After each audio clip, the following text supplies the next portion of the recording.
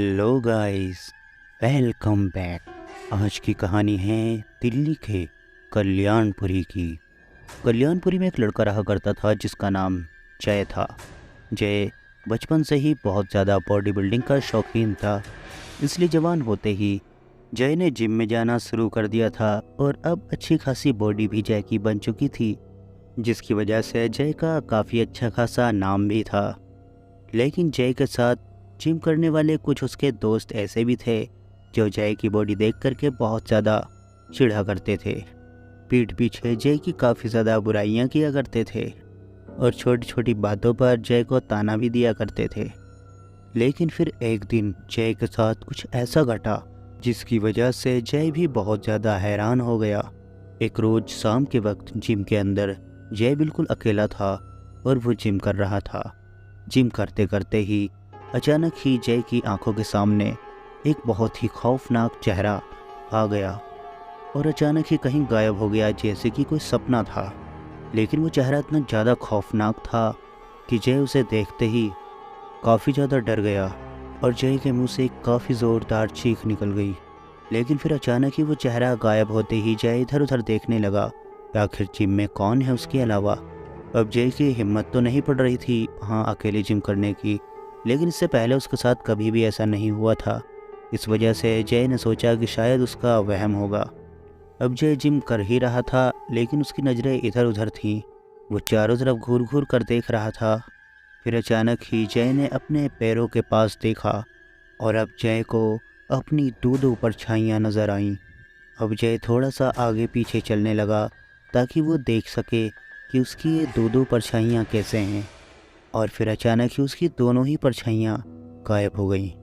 अब एक बार फिर से ये चीज़ भी देखकर जय बहुत ज़्यादा हैरान हो गया और उसने फैसला किया कि अब वो यहाँ जिम नहीं करेगा, उसको अभी ही यहाँ से घर के लिए निकल जाना चाहिए। जय ने अपना बैग पैक किया और वो तुरंत ही वहाँ से घर के लिए निकल गया। जय बाइक से अपने घर की तरफ जा रहा था। फिर अचानक ही जय को ऐसा लगा जैसे कि उसके बराबर में कोई भाग रहा हो। जब जय ने अपने राइट हैंड साइड की तरफ देखा तो वाकई में एक बहुत ही बूढ़ा सा व्यक्ति जिसने सफ़ेद कलर का कुर्ता पहन रखा था और उसके पूरे कुर्ते पर खून की छींटें थीं और वो बहुत ज़ोरों से जय की बाइक के साथ साथ दौड़ रहा था। उसे देखते ही जय बहुत ज़्यादा डर गया और रास्ते में ही जय ने एक साइड में अपनी बाइक लगा ली और जब देखा जय ने तो वो आदमी कहीं गायब हो चुका था। अब किसी तरह जय अपने घर पहुंच गया। घर पहुंचने के बाद वो अपने बेडरूम में जा कर के बेड पर लेट गया ताकि वो ये सारी बातें भुला सके।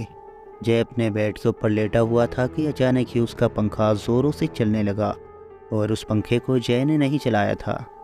फिर अचानक ही उसके कमरे की सभी लाइटें एक एक करके बंद होने लगीं। ये देखकर जय तुरंत ही अपने कमरे से बाहर आके खड़ा हो गया और बाहर आकर जय ने एक बार फिर से कमरे के अंदर देखा तो जय तो कमरे के बाहर खड़ा था, लेकिन बेड के ऊपर अब भी एक दूसरा जय लेटा हुआ था। यानी कि जय ने सेम टू सेम अपने जैसा ही कोई व्यक्ति बेड के ऊपर लेटा हुआ देखा। और फिर अचानक ही जय के कमरे के अंदर जय को वो आदमी भी नज़र आने लगा जो उसके साथ ज़ोरों से दौड़ रहा था। और फिर वो आदमी जय के बिस्तर के ऊपर आकर चढ़ गया और जो जय का हमशक्ल बिस्तर पर लेटा हुआ था उसका गला दबाने लगा।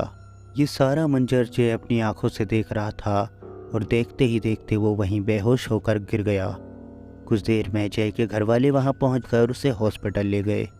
हॉस्पिटल जाकर जब जय को होश आया तो वह अजीब अजीब सी हरकतें करने लगा और सभी लोगों से कहने लगा वो आदमी जो गेट पर खड़ा है वो मुझे भी मार डालेगा। लेकिन जय के अलावा वो आदमी किसी को भी नज़र नहीं आ रहा था। लेकिन जय को हॉस्पिटल के गेट पर एक आदमी खड़ा हुआ नज़र आ रहा था, वही सफ़ेद कुर्ते वाला आदमी जिसके कुर्ते पर काफ़ी सारे खून के धब्बे थे। अब वो आदमी धीरे धीरे जय की तरफ बढ़ने लगा और जय हॉस्पिटल के पलंग से उठकर इधर उधर भागने लगा। अब डॉक्टर कहने लगे शायद ये पागल हो गया है और इसका दिमागी संतुलन ठीक नहीं है, हमें इसे अभी पागल खाने ले जाना होगा। और फिर जय जोर जोर से चिल्लाने लगा कि उसके ऊपर किसी ने बहुत सारे कीड़े डाल दिए हैं और जय अपने कपड़ों को साफ़ करने लगा, बार बार आगे पीछे हाथ मारता और लोगों से कहता ये कीड़े भगाओ यहाँ से, ये कीड़े भगाओ यहाँ से। लेकिन लोगों को कुछ भी नज़र नहीं आ रहा था। अब वाकई में जय की हालत बिल्कुल पागलों जैसी हो चुकी थी और लगभग इसी तरीके से जय को 2 से 3 दिन गुजर चुके थे। अब जय की हालत ऐसी हो चुकी थी कि वो अपने बेड से उठ के खड़ा भी नहीं हो सकता था। अब डॉक्टर भी जवाब दे चुके थे और उन्होंने जय के घर वालों से कह दिया था इसे घर ले जाओ। जय के घर वाले जय को लेकर घर आ गए। मोहल्ले पड़ोस के लोग उसके घर के आगे जुड़ने लगे।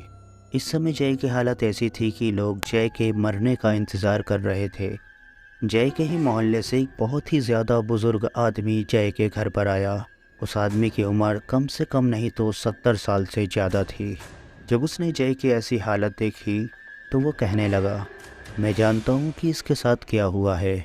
उस बूढ़े आदमी ने जय के घर वालों से कहा, हमें कुछ भी करके अभी के अभी इसे उल्टी करवानी है।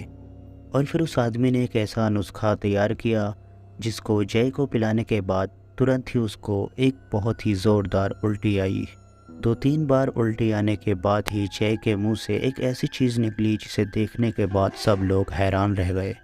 जय के मुंह से उल्टी के अंदर छोटा सा बालों का गुच्छा निकला। वो सभी बाल एक दूसरे में कींट से बंधे हुए थे और फिर उस बूढ़े आदमी ने तुरंत ही उन बालों को ले जाकर उनके घर के बाहर आग लगा दी। और जैसे जैसे वो बाल चलते रहे वैसे वैसे जय बिल्कुल ठीक होता चला गया। अब जय ने वे पागलों जैसी हरकत करना बिल्कुल बंद कर दी थी और जय अब ये भी नहीं चिल्लाता था कि वो आदमी मुझे मार देगा। बस इतने लंबे समय से बीमार होने की वजह से जय बहुत ज़्यादा कमज़ोर हो चुका था और फिर कुछ ही दिनों में जय एक बार फिर से खड़े होने के लायक हो गया। और अब जय सिर्फ़ एक ही बात सोचता रहता था कि आखिर उसके साथ ऐसा किसने किया होगा। जिम के अंदर काफ़ी सारे लोग उससे जलते तो थे, लेकिन जय को कभी भी ये नहीं पता चल पाया कि उसके साथ ऐसा किसने किया था। और ये कहानी यहीं समाप्त हो जाती है। Thanks for watching, bye bye.